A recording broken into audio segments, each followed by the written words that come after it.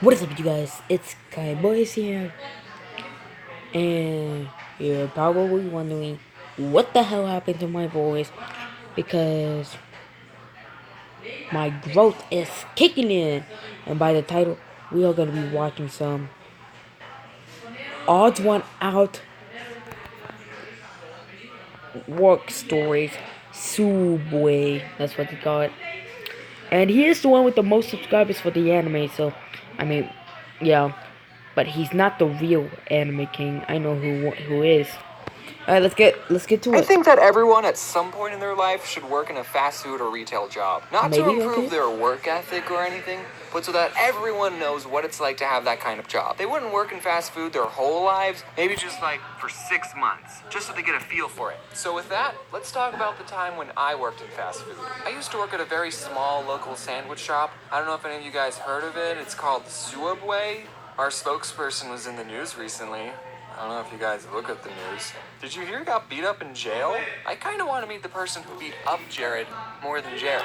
Not in person. We wouldn't meet in person, obviously. But like, he would be behind bars, and I would just look at the guy who beat up my spokesperson. How many people can Flip say him that they off. beat up That's a what I'll fast do. food icon who is also a pedophile? Only Okay. one, and it's that guy. Okay, but seriously, guys, working at Subway was probably one of the most easiest jobs out there. I don't know why I'm about to complain about it to you guys. We got free cookies. And you know the comic with the Subways in Hell? I was actually working at Subway when I made that comic. I just think it adds sort of a little bit of value to it. You see, the owners, who were husband and wife, can you believe it, of the Subway I worked at, owned 2 stores. One of the Subway stores was in a Walmart on Do an it. Indian reservation, because we have those in Arizona. And the other Subway was the Subway I worked at. And since the Walmart store was always busy, the owners would spend 99% of their time at that store. So I didn't really have a boss most of the time. On the off chance the owners did show up, they would just pick up some food and then they would make sure I was making sandwiches the right way. And every time I made a sandwich in front of them, they would always find something wrong with it, without fail. You put on too many olives. Do you know, according to Okay. the Subway formula, you're only supposed to put on 8 olives on a foot long? 8! One for every other bite. That's just ridiculous. Can you imagine someone just counting out 8 olives? Nobody does that. I usually worked the closing shift, and at the end of the night, we would turn the alarm and we have 60 seconds to get out of the store. But one time I had the opening shift, so I unlocked the door to get in with my key, and the alarm went beep, beep, meaning I had 60 seconds to turn it off. No big deal, right? I've turned Alright. the alarm on all the time when I was closing. So I go to the little control panel, and I type in the code, and nothing happens. The beeping is still there, and the clock is still ticking down. So I go, okay, I'm going to press each button very carefully. I'm going to make sure each button makes a beep when I press it. Beep, beep, beep. Nothing still happens. So I go, okay, I'm going to make sure to press each button very carefully. And I start thinking, did they change the passcode without telling me? Well, this is the only passcode I know, so we're just going to try it again. And I press each button very carefully. Beep. Beep. Beep. It goes quiet. And then the alarm goes off. I still had like 20 seconds left, but I guess when you get it wrong 3 times, it automatically assumes that you're a burglar. So while the alarm is going off, I look on the contact sheet for the owner's cell phone number, I step outside, I call him, and he doesn't pick up. So I go back inside, find the number for the other Subway store. They open an hour before we do. Someone picks up with their stupid voice, "Oh, thank you for calling Subway. I'm blah, blah, blah, blah, blah, blah, blah, blah. How may I help you?" And I go, "Hey, is Mike there?" It's not his real name, guys, don't worry. And they go, just a minute. Yeah, sure, I have all the time in the world. The cops might be on their way, but take your time. So, Mike picks up. Yellow. Hey, Mike, this is James. What's the passcode for the alarm? Who is this? It's James. What's the passcode? What are you doing there, James? Why aren't you answering the question? I have the opening shift. Is the alarm going off? Yeah, no one told me the new code. Yeah, we changed it. It's the last 4 digits of your social security number. Oh, okay, thanks, Mike. I don't know my social security number. So I finally get the alarm off. No one showed up, thankfully.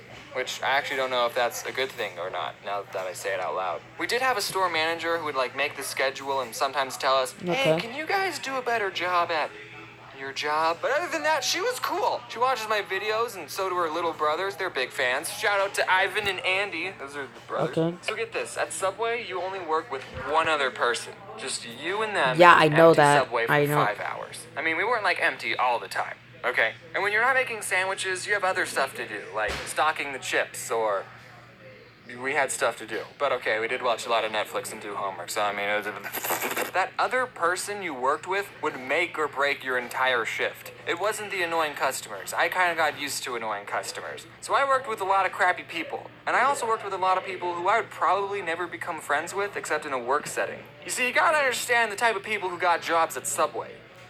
Potheads. Most of them are Right. potheads. And some of them are really cool. I'm just going to go over a couple of the characters that I worked with. There was Tyler. I freaking love this guy. He smoked a lot of weed. He actually taught me what vaping was, and he got me into Clash of Clans. I actually mentioned him and his girlfriend in my riddles video. I don't know if I ever told him that. And of course, I have to mention Corey. He was cool. We watched How to Get Away with Murder on Netflix, and I've also hung out with him outside of work. What him and Tyler had in common is that they would actually do their job, which you gotta appreciate. Then there was this guy.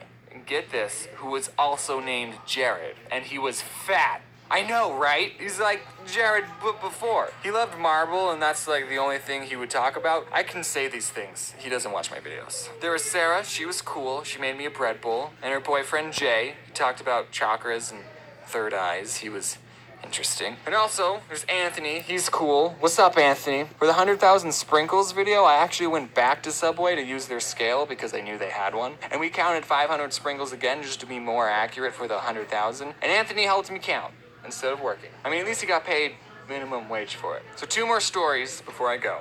One time, Jared asked me to take out this pile of trash, and I was like, oh, okay, I'll just put this pile of trash in the dumpster. And as I was taking it out, I saw that there was a chip poster in the pile, and I thought, this is too cool to throw away. I'm gonna keep it. So I took it home with me, and then the next day when I went in, people were saying, oh, where's the chip poster? We can't find the chip poster. We haven't seen it anywhere. And I'm thinking, I have the poster.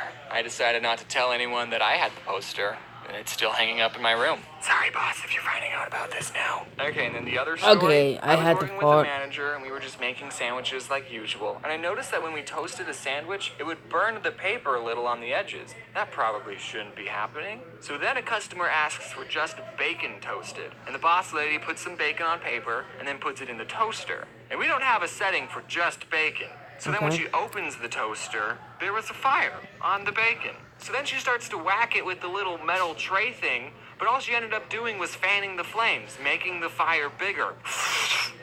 You got this, right? Then I went in the back and I got the fire extinguisher and I actually used it. I single-handedly saved that Subway. Wait, what have I done? Is it okay if the bacon's a little crispy and has nitrogen and carbon dioxide stuff on it? Wow, I didn't even mention a single bad customer experience. Well, I don't want the video to be too long. Oh shit. Even mention a single bad customer experience. Well, I don't want the video to be too long. I should make a part 2. I'm gonna make a part 2 and it's just gonna be stories about annoying customers that I had to deal with. And if anyone I used to work with is watching and I didn't mention you, it's because I hate. No. What? Can I see my face cam? 1 second, guys. Here we go. Wait, I can't. Oh shit, I need a. Oh, here we go. Anyways, you guys, that'll be it for today's video.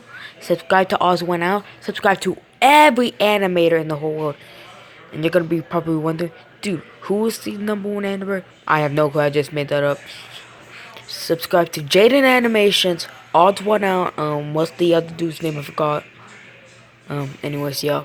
Subscribe to all those channels. See ya. Subscribe to my channel and like. And I'll see you on the next time. And don't judge me why it took so long. See ya. Come on, where is it? Here we go.